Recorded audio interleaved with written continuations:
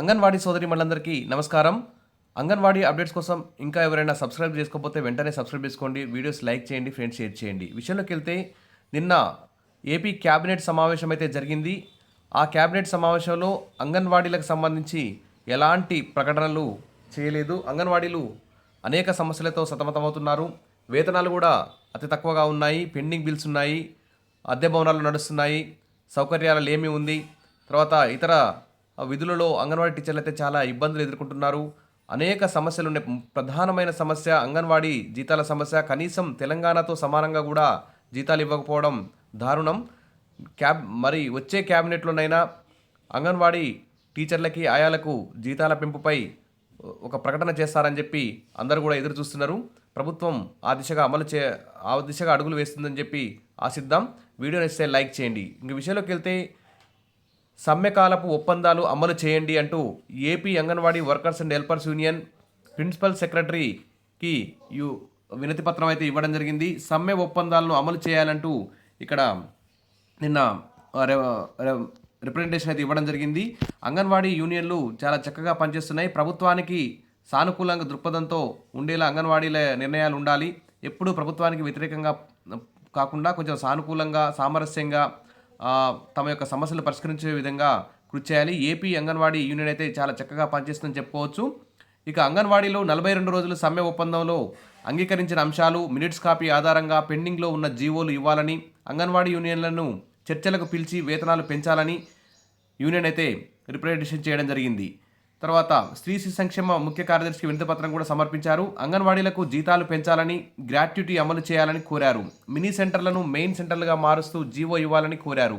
సర్వీసులో ఉండి చనిపోయిన వారికి దహన సంస్కార ఖర్చుల కింద 20,000, వారి కుటుంబంలో ఒకరికి ఖచ్చితంగా ఉద్యోగం ఇవ్వాలని చెప్పేసి కోరారు. సమ్మెకాలంలో చనిపోయిన వారికి కూడా ఇది అమలు చేయాలని విజ్ఞప్తి చేశారు. సమ్మెకాలంలో పెట్టిన కేసులన్నీ రద్దు చేయాలన్నారు. ఫోన్లలో ఉన్న 4 యాప్లను ఒకే యాప్గా మార్చాలని డిమాండ్ చేశారు. ఇంకా అతి ముఖ్యమైన సమస్య ఏంటంటే 2022 నోటిఫికేషన్ సంబంధించి 164 గ్రేడ్ 2 సూపర్వైజర్ పోస్టులను వెంటనే భర్తీ చేయాలని కూడా డిమాండ్ చేయడం జరిగింది. హెల్పర్ల ప్రమోషన్లలో నిర్దిష్ట గైడ్లైన్స్ అమలు చేయాలని, వేతనంతో కూడిన మెడికల్ లీవ్ కనీసం 3 నెలలు ఇవ్వాలని విజ్ఞప్తి చేశారు. దాదాపు టీచర్లకి ఇతర ప్రభుత్వ ఉద్యోగులందరికీ కూడా మెడికల్ లీవ్స్ ఉంటున్నాయి. కాంట్రాక్ట్ ఉద్యోగులకు కూడా మెడికల్ లీవ్స్ ఉంటున్నాయి. కానీ అంగన్వాడీ టీచర్లకు ఆయాలకైతే ఈ మెడికల్ లీవ్స్ లేవు. వెంటనే ఈ సౌకర్యాలు కల్పించాల్సిన అవసరం ఉంది. ఇక సెంటర్లలో ఇబ్బందులు కూడా పరిష్కరించాలి. అంగన్వాడీ సెంటర్ల నిర్వహణలో వస్తున్న ఇబ్బందులు వెంటనే పరిష్కరించాలని, రాష్ట్ర వ్యాప్తంగా అంగన్వాడీ మహిళలు రికార్డులు సొంతంగా కొనుగోలు చేస్తున్నారని, మరి గుంటూరు జిల్లాలో హెల్పర్ల ప్రమోషన్లకు ఇంటర్వ్యూలు జరిగి 6 నెలలు గడుస్తున్న ప్రమోషన్లు ఇవ్వలేదన్నారు. వెంటనే ప్రభుత్వం ప్రమోషన్లు ఇవ్వాలని, పల్నాడు, బాపట్ల జిల్లాలో ప్రమోషన్లకు ఎమ్మెల్యే సంతకాలు కావాలని, అంబేద్కర్ కోనసీమ జిల్లాలో సర్పంచుల సంతకాలు కావాలని వేధింపులకు పాల్పడుతున్నారని తెలిపారు. ఇక సత్యసాయి, కడప, ఏలూరు జిల్లాలో 4 నెలల నుంచి కందిపప్పు లేదని, కూరగాయలకు అదనపు ఖర్చు అవుతుందని, కొన్ని జిల్లాల్లో ఆయిల్ సరఫరా లేదని తెలిపారు. అంగన్వాడీ సెంటర్లకు కందిపప్పు ఇవ్వాలని, అన్నమయ్య జిల్లాలో కెమెరాలు తప్పకుండా ఉండాలని చెప్తున్నారని, నెట్ పని చేయకపోవడంతో అనేక ఇబ్బందులు పడుతున్నారని తెలిపారు. దీన్ని రద్దు చేయాలని కోరారు.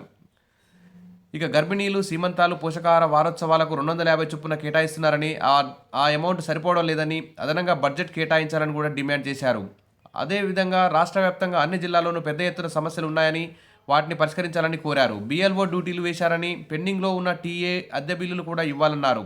అలాగే కొన్ని జిల్లాల్లో టీడీపీ నాయకులు అధికారుల మీద ఒత్తిడి తెచ్చి మెమోలు ఇప్పిస్తున్నారని, రాజకీయ వేధింపులు ఆపాలని కోరారు. ప్రతి అంగన్వాడీ సెంటర్ నుండి 100 రూపాయలు వరద బాధితులకు విరాళంగా 100 చొప్పున ముఖ్యమంత్రి సాయానికి ఇవ్వాలని నిర్ణయించినట్లు అంగన్వాడీ యూనియన్ నాయకులు అయితే తెలిపారు. ఈ మేరకు చెక్కును అందజేయడానికి అనుమతి ఇవ్వాలని యూనియన్ నాయకులు ప్రిన్సిపల్ సెక్రటరీని అయితే కోరారు. ఈ విధంగా అంగన్వాడీ యూనియన్లు మండల స్థాయిలో, సెక్టార్ స్థాయిలో, జిల్లా స్థాయిలో, రాష్ట్ర స్థాయిలో అంగన్వాడీ యూనియన్లు మంచి ఐక్యంగా పోరాటాలు చేసి తమ యొక్క సమస్యలు పరిష్కరించుకోవాలి. తమ యొక్క జీతాలు పెంచే విధంగా కృషి చేయాలి. నెక్స్ట్ క్యాబినెట్లోనైనా అంగన్వాడీ టీచర్లు ఆయా జీతాలు పెంచుతారని చెప్పి ఆశిద్దాం. Wish all the best. మరిన్ని అప్డేట్స్ కోసం మన ఛానల్ని ఫాలో అవుతుండండి. Thank you.